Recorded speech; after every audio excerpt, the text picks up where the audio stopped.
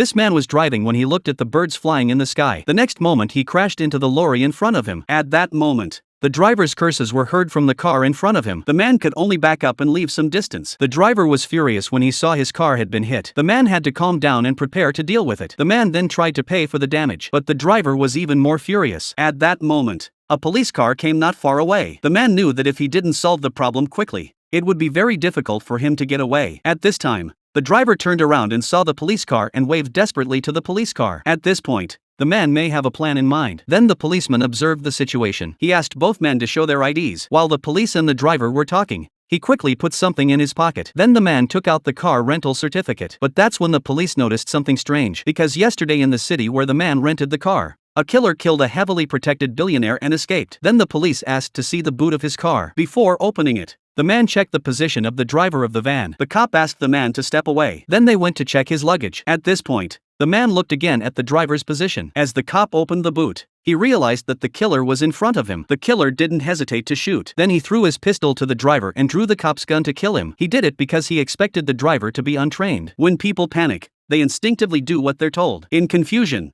they forget to call for help. Then he wiped the fingerprints off both guns and put them back in the hands of the bodies. He didn't forget to retrieve his ID from the cop's coat pocket. He left the scene before any witnesses could be seen. He set up a shootout between the cop and the driver. It's far-fetched, but he planned it in a matter of seconds. He didn't have to cover it up. He just had to slow down the police investigation to give him time to escape. Soon he saw a number of police cars with their sirens blaring heading towards where he'd come from. For the time being, the police hadn't picked up on his presence. But the thing that bothered him most at the moment wasn't running away. His wife had discovered his secret room, and in it was a full-scale model of his head, fake driver's licenses and passports with all kinds of money and 2 pistols. While the man was fleeing, he received a remote alarm from the chamber. On the monitor, he saw that his wife and his family had discovered his secret. In the past, the wife thought her husband was just a businessman, but now they're likely to guess his true identity. That's the biggest rock hanging over the man's heart. At this point, his wife's family is still arguing about whether or not to call the police. At a loss, his wife's phone rang, so he took the phone to avoid the family. After answering the phone, the man asked his wife to meet him, but his wife did not seem to want to. However, after the man's persuasion, his wife still agreed. Only then did the man smile in satisfaction. After arriving at his destination, the man knew the police would soon find the car. He didn't have time to make a bomb or wipe off his fingerprints. He quickly removed the license plate number and sprayed the area he had touched with some kind of chemical spray. It didn't take long for the chemical to etch the spots. Before he left, he took someone else's car cover and put it over his own. That afternoon, the man put his wedding ring back on and waited for his wife to arrive. But he looks very nervous. Soon after, his wife arrives, but before he could speak, she slapped him. She told him to explain who he really was. Otherwise, she would leave immediately. But the man didn't want to lose his wife, so he cleverly used the information